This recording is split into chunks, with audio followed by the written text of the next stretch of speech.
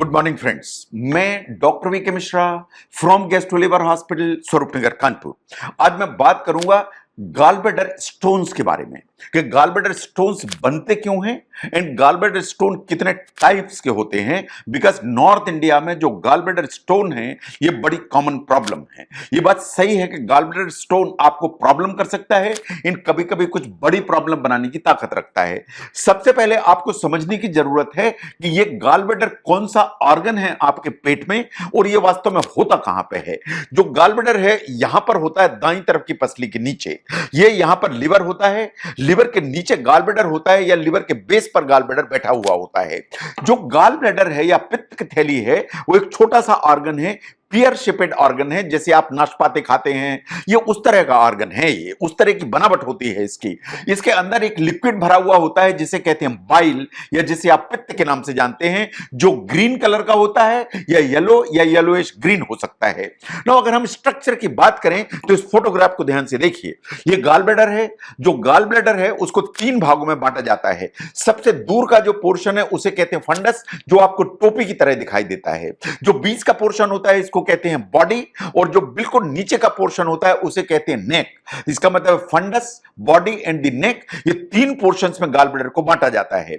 जो गॉलब्लैडर है एक छोटी सी पतली नली के द्वारा जिसे सिस्टिक डक्ट कहते हैं उससे बाइल डक्ट में जाके अटैच हो जाता है, जैसा आपको फोटोग्राफ में दिख रहा है। इसका मतलब यह है कि गॉलब्लैडर सिस्टिक डक्ट के थ्रू कॉमन बाइल डक्ट से अटैच हो जाता है।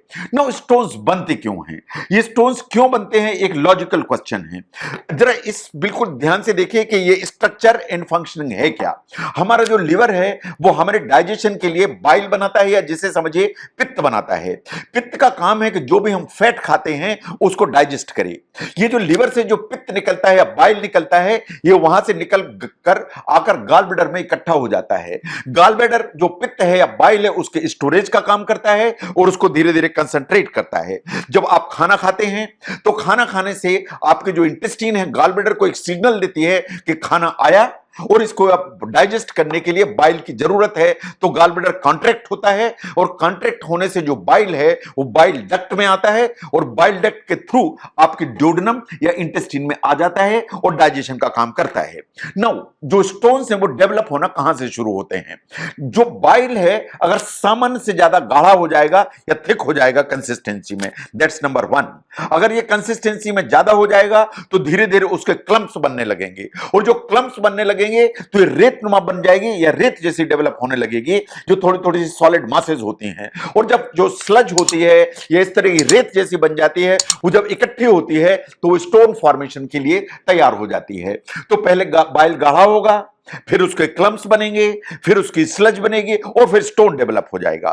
नाउ जो स्टोन का जहां तक सवाल है वो छोटे छोटे स्टोन हो सकते हैं, वो सिंगल स्टोन हो सकते हैं, वो मल्टीपल स्टोन हो सकते हैं। कभी कभी इतना बड़ा स्टोन हो जाता है कि गोल्फ की बॉल के बराबर हो जाता है, यानी इतना बड़ा स्टोन डेवलप हो सकता है जिसकी आपने कल्पना भी नहीं की होगी। नाउ गॉलब्लैडर के जो स्टोन्स हैं वो कितने टाइप के होते हैं, कितने तरह के होते हैं। मोस्टली जो गॉलब्लैडर स्टोन है ये 2 ही तरह के होते हैं।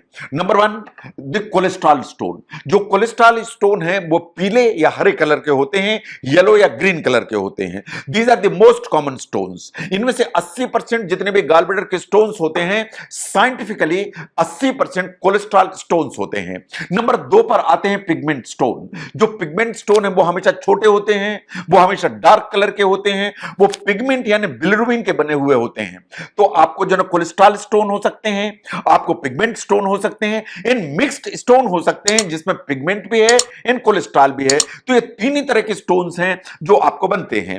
Now who is at risk, किसको स्टोन बनते हैं? क्या सभी को स्टोन बन जाते हैं नॉर्थ इंडिया में? ऐसा नहीं है। मतलब देयर आर सर्टेन जो है ना प्री डिस्पोजिंग फैक्टर जो प्री डिस्पोज करते हैं कि इनको स्टोन बनने की संभावना है। समहाउ जो गॉलब्लैडर स्टोन्स हैं वो फीमेल्स में ज्यादा कॉमन है इन कंपैरिजन टू मेल। तो इसका मतलब females are more prone number 2, age 40 years, 40 साल की उम्र के बाद स्टोन की संभावना ज्यादा होती है, यंगर उसमें कम होती है। नंबर 3, जो फर्टाइल फीमेल्स हैं उनमें ज्यादा होती है, या जिनके बच्चे हैं, डिलीवरी हुई है, जो फर्टाइल फीमेल्स हैं उनमें हमेशा ज्यादा होती है संभावना। जिनका वजन ज्यादा है, ओबेसिटी है, जिनकी बॉडी में फैट ज्यादा है, उनमें हमेशा ज्यादा होती है। नंबर 5, जो फैमिली हिस्ट्री अगर है कि आपकी मदर को भी गॉलब्लैडर स्टोन है, तो डॉटर को गॉलब्लैडर स्टोन होने की संभावना हमेशा ज्यादा होती है। एंड समहाउ जो फेयर लेडीज हैं या फेयर स्किन हैं या व्हाइट स्किन लेडीज हैं इन वेस्टर्न वर्ल्ड, जो गॉलब्लैडर स्टोन है उसकी संभावना ज्यादा है। तो जो 5 F हैं उनको बिल्कुल ध्यान में देने की जरूरत है। Females, 40, fertile, fat and family history. अगर ये 5 चीजें हैं तो पॉसिबिलिटी ऑफ गॉलब्लैडर स्टोन वो हमेशा ज्यादा होगी। लेकिन इसके अलावा देयर आर सर्टेन डिजीजेस, जैसे हिमोलिटिक एनीमिया है, जैसे सिकल सेल एनीमिया है, उसमें हमेशा ज्यादा होगी। लिवर सिरोसिस की अगर बीमारी है तो स्टोन बनने की संभावना हमेशा ज्यादा होगी।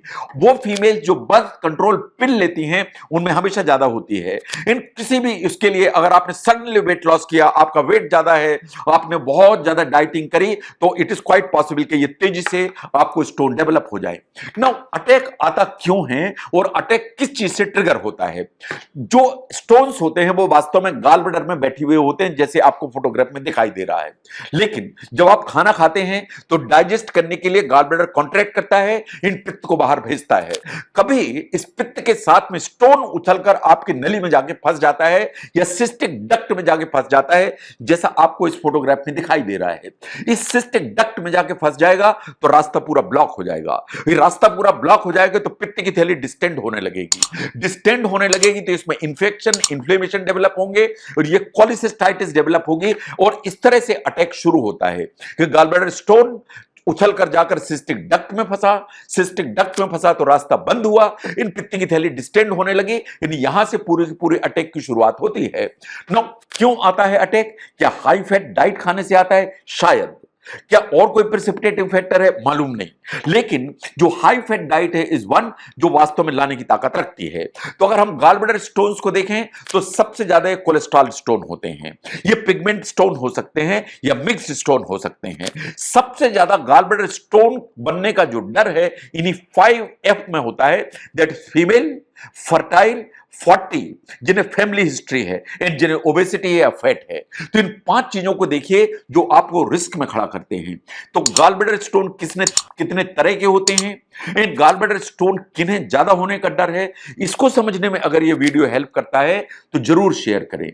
मैं doctor V K Mishra from gastro liver hospital, Swaroop Nagar, Kanpur. Thank you very much.